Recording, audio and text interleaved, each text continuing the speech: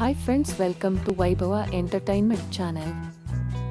ಸ್ನೇಹಿತರೆ, ನಾವು ಈ ದಿನ ಪಿತೃದೋಷ ನಿವಾರಣೆಗೆ ಮೌನಿ ಅಮಾವಾಸ್ಯೆ ಎಂದು ಈ ಕ್ರಮ ಪಾಲಿಸಿ ಹೀಗಿರಲಿ ಪೂಜಾ ವಿಧಾನ ಬಗ್ಗೆ ಎಂದು ತಿಳಿದುಕೊಳ್ಳೋಣ. ಮೌನಿ ಅಮಾವಾಸ್ಯೆಯ ದಿನದಂದು ಕೆಲವು ವಿಶೇಷ ಕ್ರಮಗಳನ್ನು ಪಾಲಿಸುವ ಮೂಲಕ ಪಿತೃದೋಷ ಹಾಗೂ ವಂಶಪಾರಂಪರ್ಯದಿಂದ ಬಂದಂತಹ ತೊಂದರೆಗಳಿಂದ ಮುಕ್ತಿ ಪಡೆಯಬಹುದು. ಈ ವರ್ಷ ಫೆಬ್ರವರಿ 9ಕ್ಕೆ ಮೌನಿ ಅಮಾವಾಸ್ಯೆ ಇದೆ. ಈ ದಿನ ಪಾಲಿಸಬೇಕಾದ ಕ್ರಮಗಳೇನು ನೋಡಿ.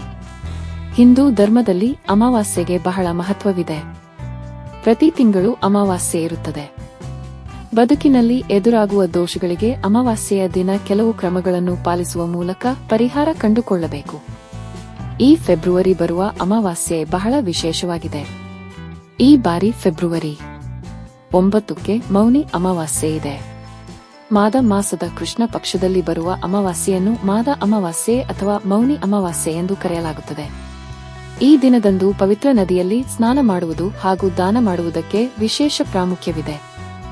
ಇಂದು ಉಪವಾಸವಿದ್ದು ಮೌನವ್ರತ ಆಚರಿಸಿದರೆ ಪುಣ್ಯ ಸಿಗುತ್ತದೆ ಎಂಬುದು ಭಕ್ತರ ನಂಬಿಕೆ.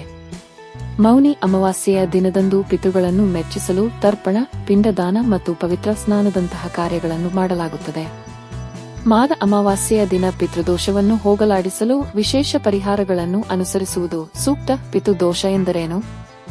ಜ್ಯೋತಿಷ್ಯ ನಂಬಿಕೆಗಳ ಪ್ರಕಾರ ಜಾತಕದ 2ನೇ, 4ನೇ, 5ನೇ, 7ನೇ, 9ನೇ, 10ನೇ ಮನೆಯಲ್ಲಿ ಸೂರ್ಯ ರಾಹು ಅಥವಾ ಸೂರ್ಯ ಶನಿ ಸೇರಿಕೊಂಡಾಗ ಪಿತೃದೋಷ ಉಂಟಾಗುತ್ತದೆ.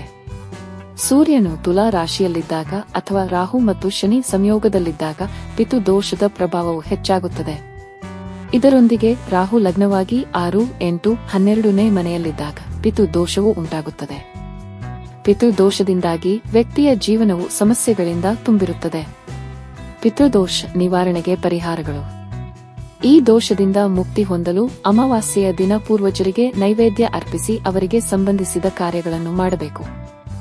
ಪಿತೃಗಳಿಗೆ ಪಿಂಡ ದಾನ ಮಾಡಬೇಕು. ಮಾಡಿದ ತಪ್ಪುಗಳಿಗೆ ಕ್ಷಮೆ ಕೇಳಬೇಕು. ಮೌನಿ ಅಮಾವಾಸ್ಯೆಯ ದಿನದಂದು ಪವಿತ್ರ ನದಿಯಲ್ಲಿ ಸ್ನಾನ ಮಾಡಿ ಸೂರ್ಯ ದೇವರಿಗೆ ನೀರನ್ನು ಅರ್ಪಿಸಬೇಕು. ತಾಮ್ರದ ಬಟ್ಟಲಿನಲ್ಲಿ ನೀರು, ಹೂವುಗಳು, ಅಕ್ಷತೆಗಳು ಮತ್ತು ಬೆಲ್ಲವನ್ನು ಹಾಕಿ ಮತ್ತು ಸೂರ್ಯನಿಗೆ ಅರ್ಘ್ಯವನ್ನು ಅರ್ಪಿಸಿ. ದಾನ ಮಾಡುವುದರಿಂದ ಪುಣ್ಯ ಸಿಗುತ್ತದೆ. ನಿಮ್ಮ ಪೂರ್ವಜರ ಹೆಸರಿನಲ್ಲಿ ಬಡವರಿಗೆ ಮತ್ತು ನಿರ್ಗತಿಕರಿಗೆ ದಾನ ಮಾಡಬೇಕು. ಬ್ರಾಹ್ಮಣರಿಗೆ ಅನ್ನ ಮತ್ತು ಹಣವನ್ನು ದಾನ ಮಾಡಿ. ಹೊದಿಕೆ, ಹಾಲು, ಸಕ್ಕರೆ, ಕಪ್ಪು ಎಳ್ಳು ಮತ್ತು ಹಣವನ್ನು ದಾನ ಮಾಡಬಹುದು. ಈ ರೀತಿ ಮಾಡುವುದರಿಂದ ಪೂರ್ವಜರಿಗೆ ಸಂತೋಷವಾಗುತ್ತದೆ ಎಂದು ನಂಬಲಾಗಿದೆ.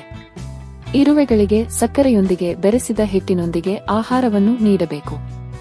ಹೀಗೆ ಮಾಡುವುದರಿಂದ ಪೂರ್ವಿಕರ ಆಶೀರ್ವಾದ ಸಿಗುತ್ತದೆ.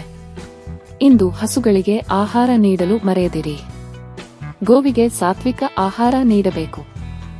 ಧಾರ್ಮಿಕ ನಂಬಿಕೆಗಳ ಪ್ರಕಾರ ಹಸುವಿಗೆ ಆಹಾರವನ್ನು ನೀಡುವುದರಿಂದ ಎಲ್ಲಾ ರೀತಿಯ ದುಃಖಗಳು ದೂರವಾಗುತ್ತವೆ.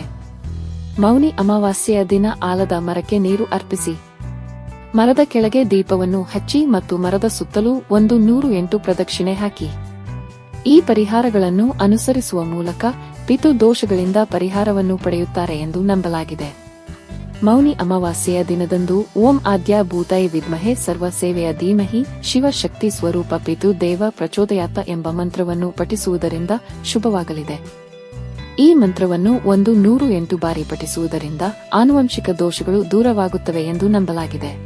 ನಮ್ಮ ಚಾನೆಲ್ಗೆ ಹೊಸಬರಾಗಿದ್ದರೆ ಸಬ್ಸ್ಕ್ರೈಬ್ ಮಾಡಿಕೊಳ್ಳೋದನ್ನ ಮರಿಬೇಡಿ. ನಮ್ಮನ್ನು ಪ್ರೋತ್ಸಾಹಿಸಿ. Thanks for watching. Please like, share and video.